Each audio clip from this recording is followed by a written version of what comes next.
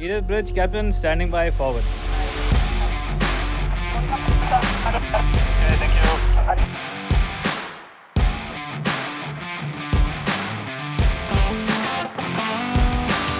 Most ports look the same, but not this one. We are sailing from London to Rotterdam, and in the next 30 minutes, I'm going to show you a port where almost no humans work anymore.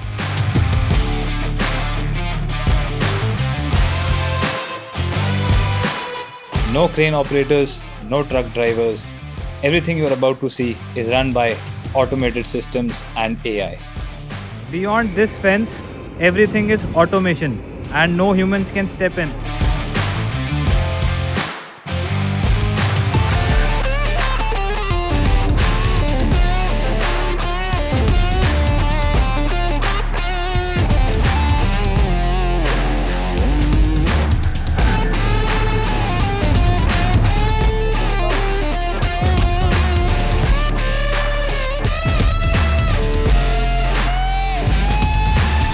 Honestly, navigating into a place like this feels completely different. This, perhaps, is the future of shipping, and we are entering it right now.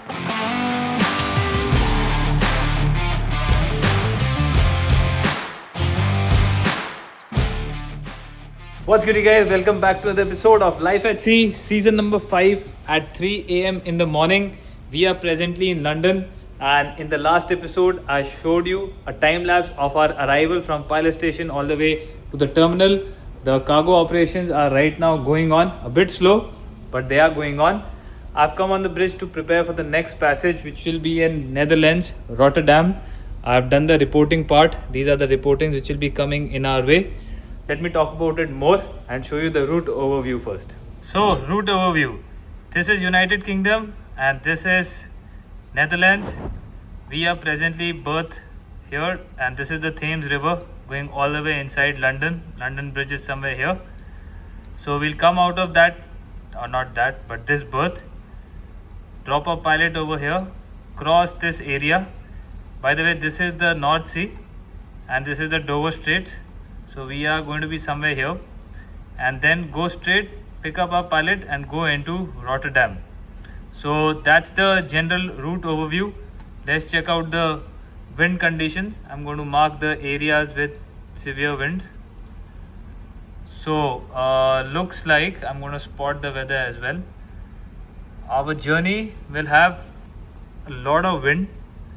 Wave are not very high waves. That's good, but the wind speed is quite a lot. Let me simulate it so you also see. Oh guys, this is getting worse.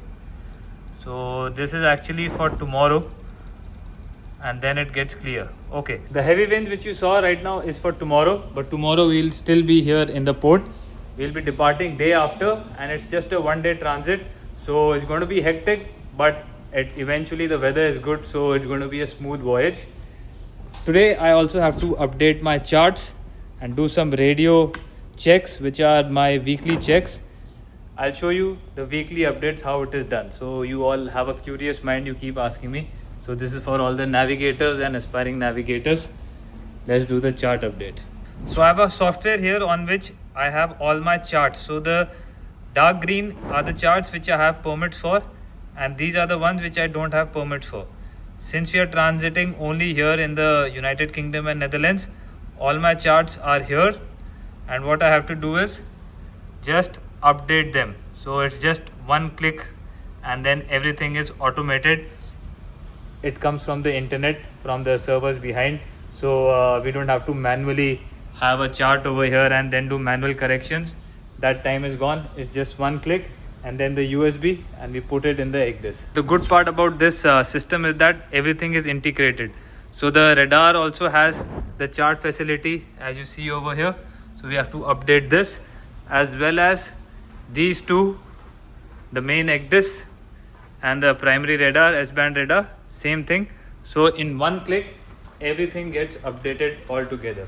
For the next route, these are the total distances. So 153 nautical miles, and the pilot to pilot is 81 nautical miles, and actually the London berth to the pilot is 54 miles, and it takes around 4 hours from the departure from the port until we reach the pilot station.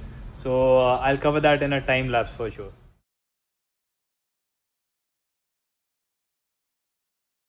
It is the next morning, quite windy today.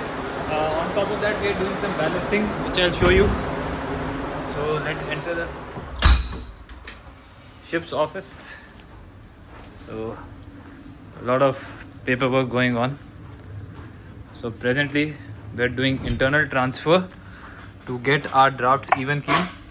So I am putting water from these two side tanks 174, 175 into these double bottom tanks. So these are beneath the ship, like they are on the bottom platform, and side tanks are running on the side. So due to from gravity we are transferring it here. If we wanted to transfer this water to here, then we would have to use these ballast pump using BWTS, which is ballast water treatment system. So this is something which as a chief mate I will have to take care maybe in the next contract. So this is the plan original and this is the final, and I always manually write it that how many tons we have to send, so that there is no discrepancy. You know, sometimes the numbers can be deceiving. Like these are written in tons. Can you see tons? And this over here is in meter cube volume. So that's why it's better to convert it and write it. Right now we still have 5 hours to go. I had come to check the mooring lines if everything is okay. The wind has died down and I saw a few sailing boats going away to maybe the English Channel. I'll just zoom and show you. There they are. So if the sailboats are out, that means the weather is relatively okay. But most of the time British weather is like this: overcast, cloudy, sometimes patches of sun, usually wet and rainy. So that's the situation at the moment. Let me show you the bulbous bow of the ship. There's the bulbous bow. Lines are all good, and doing my final cargo operation, lashing checks, and checking if all the containers are sitting properly or not. Mr. Negi, the electrician cadet, is going on reefer rounds. Negi, how are you? Yeah, fine. Fine. What are you going for checking? Just observing reefers. Reefers, huh? Yeah. Everything okay? Yeah, everything is okay. Okay, you're enjoying? Very much. 6 on, 6 off? Yeah. Enjoy. Okay, Negi. Guys, you can see those double spreaders loading containers from below. Then these guys are putting the twist locks and then they put it on the ship. Pre-departure, I have to check that all bays are loaded as per this plan. The lashings are okay, so I make a circle whenever we have checked the lashings and they are okay. This is the aft side of the plan. So this is given by the chief officer when we receive a plan from the central planner. And we have another 2.5 hours to go, so I'll go out, check everything. These are reefers. Reefers will be checked by electricians, and we've got some out of gauge cargo as well. So yeah, a lot of things happening as a duty officer. There are like 20 things which are happening at the same time, and you need to be aware of whatever is happening, but do the work one thing at a time.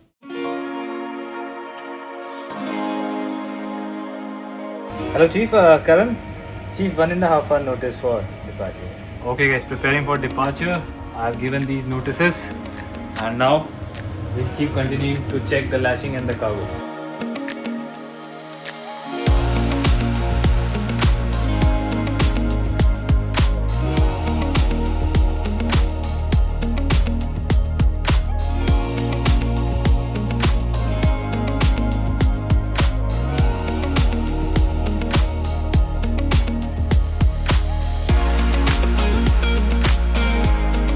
Time to say goodbye to London, and I am proceeding forward now. But the thing is, the third officer will come and relieve me because it's already 6 o'clock and I've been doing 6-hour shift, and you saw how hectic these things are. So I'm quite tired. But the good part is the sun is out and it's looking so beautiful today. So if you see over here, there's a handle which is the brake. So we brake, so you you tighten the brake and you disengage the clutch. So that means now we have to manually engage it every time and tighten up from this local control. Welcome back, Martin. Okay, Martin, thank you for relieving me. See you. Thanks. Guys, Martin will be doing the station now. I'll go and eat my dinner.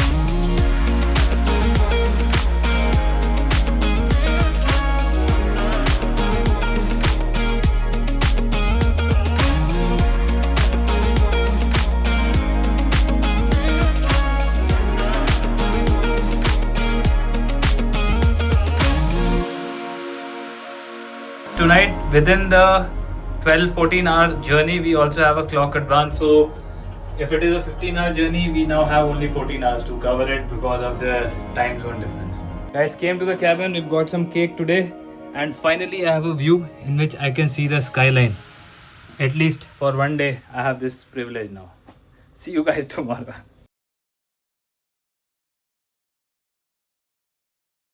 So guys, it's a beautiful night. The moonlight is out. I'm back on the night's watch.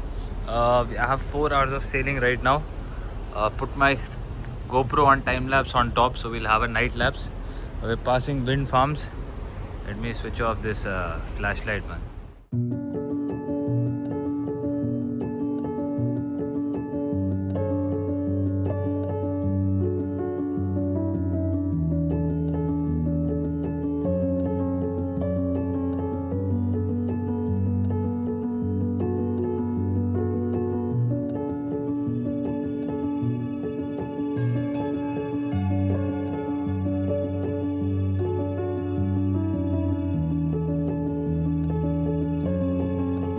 Next day morning, I'm almost ready. We are going to reach Rotterdam in another 2-3 hours.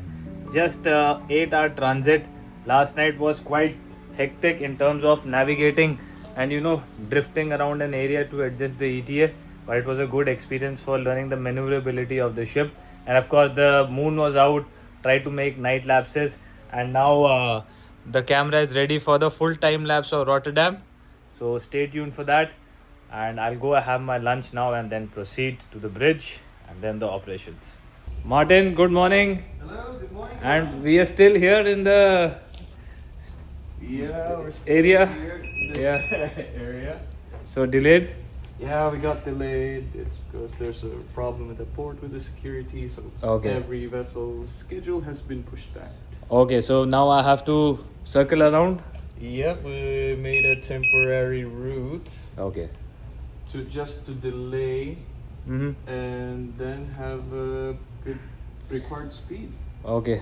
Okay, Martin. Then looks like this was not required. Huh? But then, yeah, it's okay. Okay, Martin. You have a good lunch. See you later.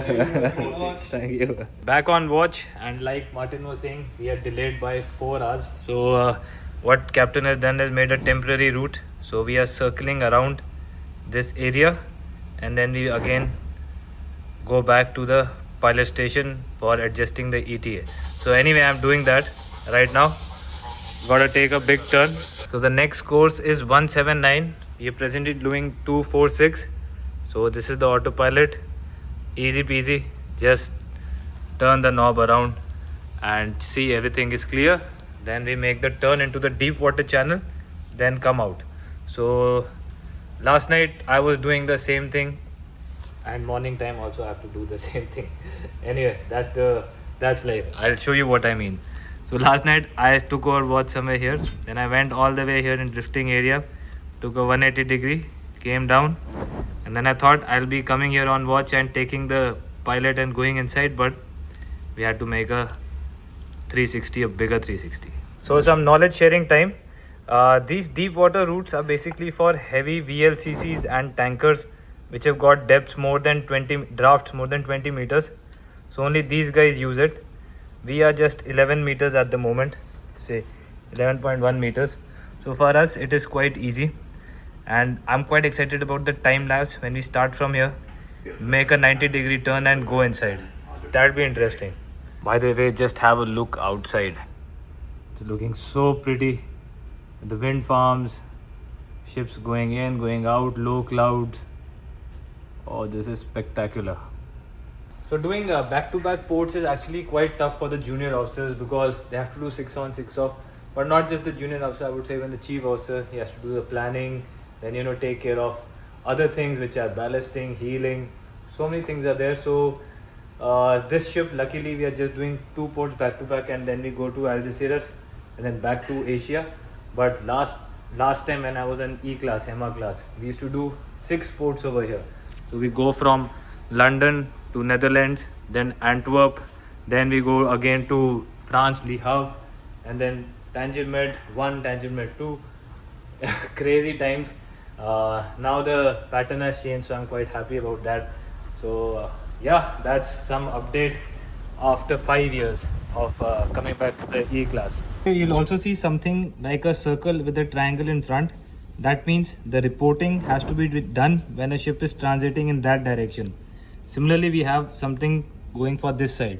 So this is something which as a second officer I have to always keep in mind, and you'll see it that along the whole channel there are reportings. So this will be the terminal approach. See, we'll do 190-degree, then another 90-degree. The good part about European charts are that they even give the heading, and this is something which I have rarely seen. And the reporting part I was talking about, it is here. They also mention the channels. But anyway, I have already prepared it using my ALRS volume 6. So we don't rely only on the charts, but always a backup and secondary system so that there is no discrepancy. And this over here is a pilot station mark. So when a ship using the deep water channel is coming, it will get its pilot. So right now on just our starboard side, so somewhere here. It is not physically marked, it is just on the chart. So the pilot will come here and then take her inside. All while going out, the pilot will disembark here. So yeah, anyway, we are doing quite slow speed, so I have to check for the ETA adjustments. In the meanwhile, I have to also prepare the arrival checklist. So in the arrival checklist, I will check for most important, the GMDSS equipments, the steering systems should be on remote, NFU, helm, all these will be tested. The remote is this, telegraphs of course are working, that's why our engine is moving. This is the NFU tiller, the helm, check all the compass heading. This is the magnetic compass heading. So if I switch on the light, you'll see, okay, you cannot see it because yeah, there you can see it. Anyway, so these are the checks I'm going to start doing now. Also, we'll be going port side alongside. Port side is left side. So I have to check all the instruments which are here on the bridge wings. By the way, the blue is looking so nice, man. Sometimes I just get distracted by nature. Anyway, so here also I'll test the remote systems, rudder angle indicators, telegraph. Then all these parameters are working in good order. Echo sounder depths. You can change forward, aft, everything from here. This is the bow thruster and the stern thruster console by Rolls-Royce. And of course, the overhead panels. See if everything is in order. And we've got the radar also here. So for the going alongside the captain and the chief officer and the pilot can see the radar as well as ECDIS from here. And yes, let's go. Yes, so good afternoon. This is Edith Merce passing the Mike Whiskey 3 boy, heading for pilot station. Over. Time to pick up the pilot.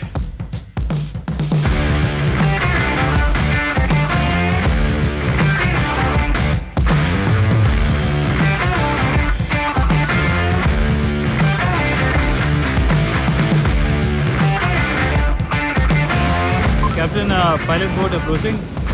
Okie dokie. That's our pilot boat. Captain, boat alongside.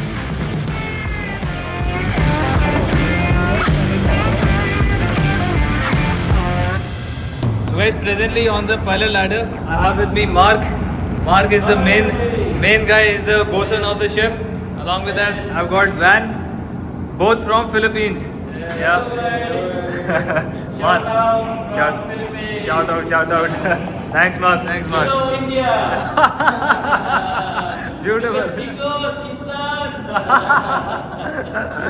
All right, Mark. Thank you. Guys, had this wonderful muffin, banana muffin, and now I'm gonna go forward. I'm just enjoying this so much. Oh man, such a good cook.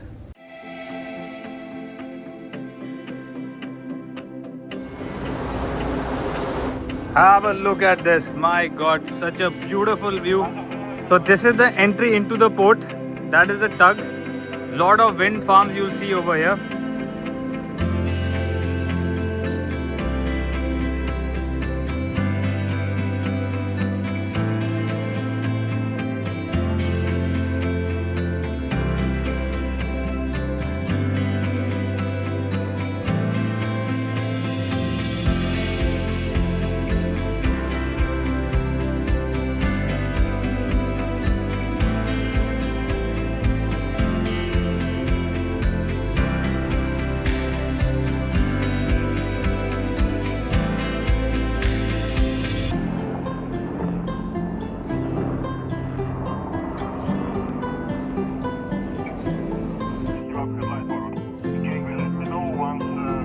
Edith Bridge captain standing by forward. Okay, thank you.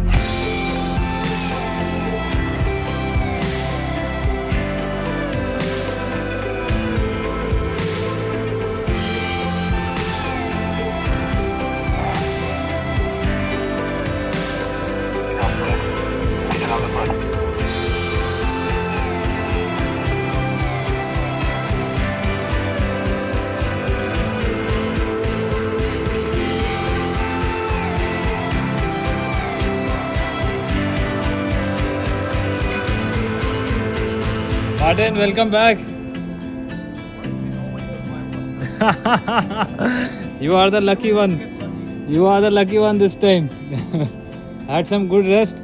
Yeah, it was alright. Yeah. Had a good 2 hours of sleep. Good. We've got some good weather today. Good visuals. Ah, yeah. Yes. Right. Yeah. It looks like an animated movie. If you see the clouds and stuff. Yeah. Okay guys, so my duty period is off. Third Awesome Martin is going to do the arrival. I'll go and rest.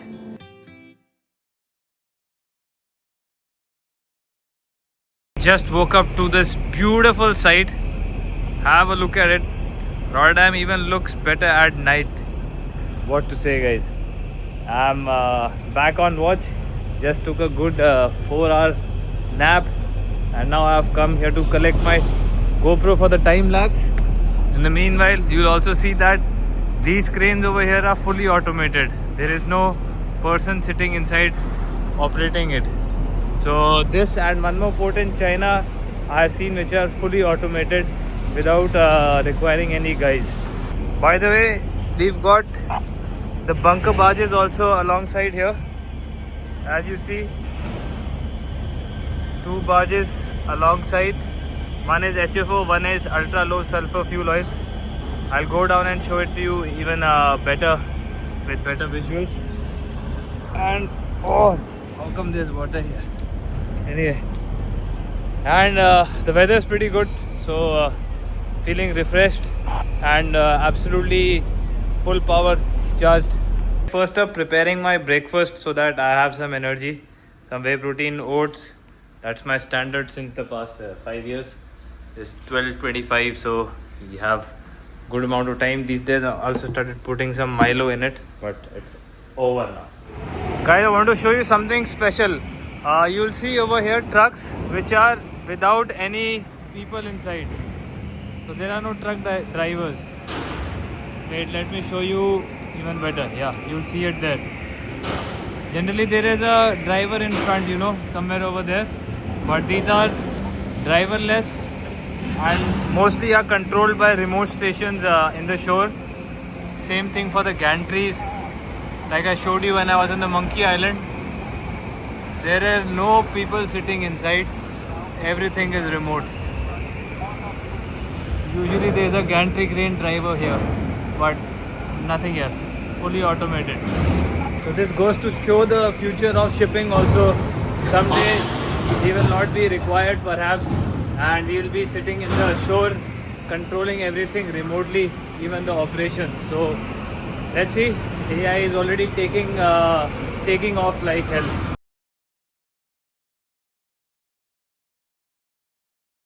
These are the bunker barges, very sleek and very modern.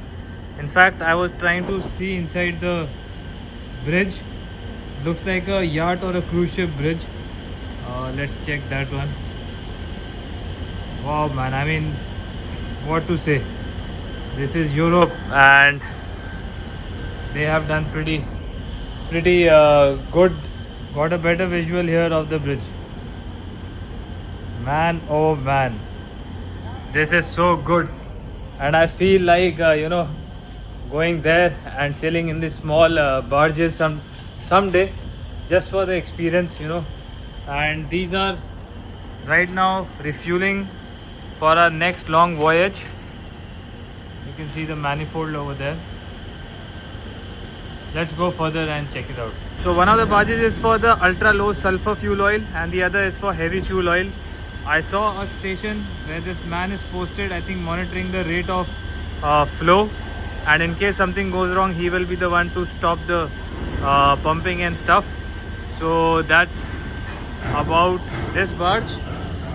So this is manifold number 1 for the heavy fuel oil, and this is manifold number 2, the white one, for the ultra low sulfur fuel oil.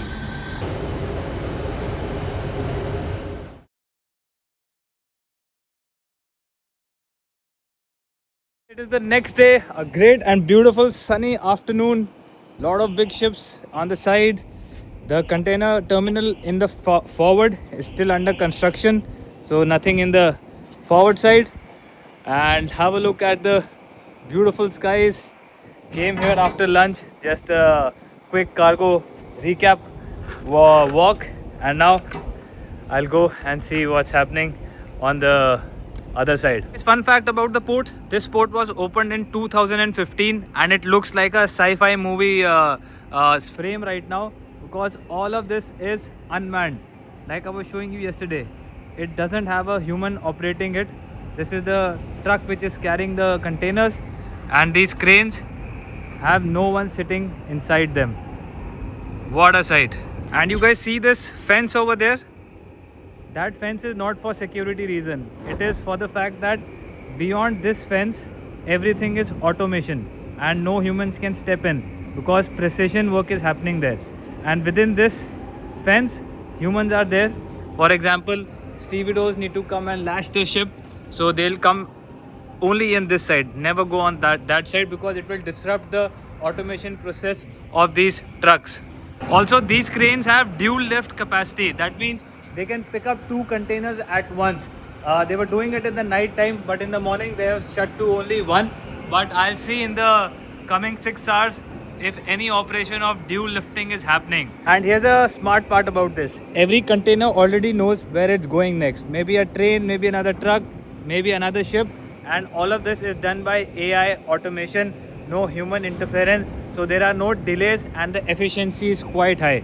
And those of you who are following me for a long time know that when we go to other ports, there are usually hundreds of people right now on the jetty transporting these trucks via truck drivers, crane drivers, stevedores, all kind of foremen.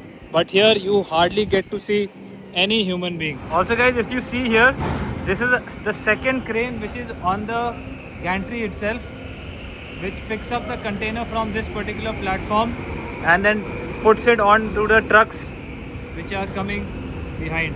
Now see, it will stop here.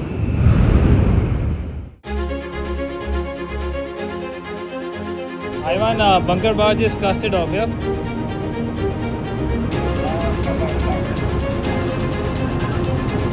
Finished.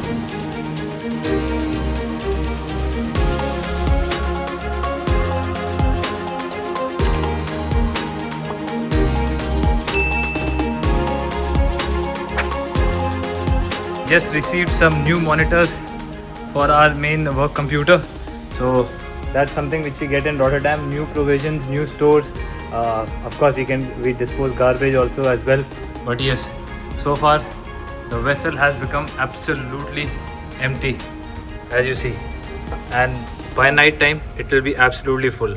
5:50 p.m. in the evening, finishing my watch, quite tired, and cargo is still going on, but I'm going off.